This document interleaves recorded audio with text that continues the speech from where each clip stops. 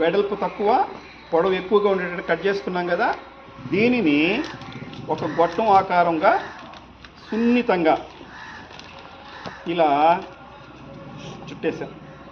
చుట్టాం కదా. ఈ గొట్టం పెద్దదిగా ఉంది, వేలుతో ఒక డైరెక్షన్లో తిప్పితే సన్నగా అయిపోతుంది. సన్నపడుతుందో చూడండి, సన్నగా వచ్చిందా. మళ్ళీ ఇక్కడ కూడా అలాగే సన్నగా అయ్యేటట్టు ఇలా తిప్పుతున్నాం.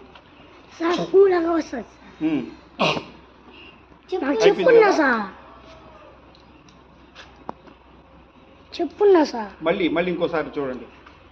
మిగతా వాళ్ళకి రాలేదు కదా, 4-5 వాళ్ళకి వచ్చింది కదా, ఇవి 1-2-3 వాళ్ళకి రాలా. అందుకని చూడండి, ఈ గొట్టం లోపలికి కత్తిర ఇలా పోనిచ్చి, ఒక మొనను పోనిచ్చి సగం వరకు ఏడుదాకా కట్ చేశాను. ఇక్కడ కట్ చేశా.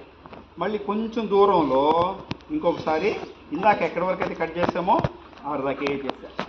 జాగ్రత్తగా చూడండి. మళ్ళీ ఇంకొకసారి చేశా. ఇది 3 సార్లుగా కట్ చేశాను.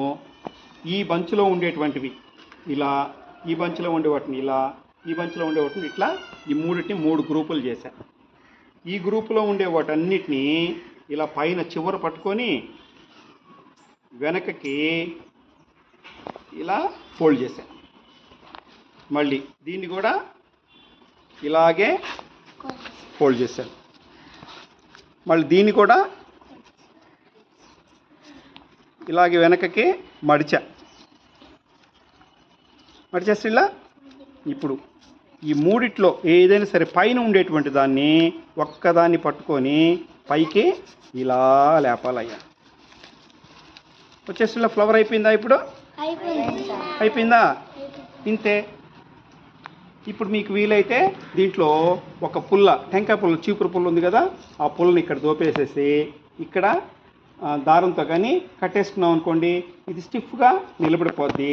దీన్ని తీసుకొని ఉంది కదా, ఆపరా.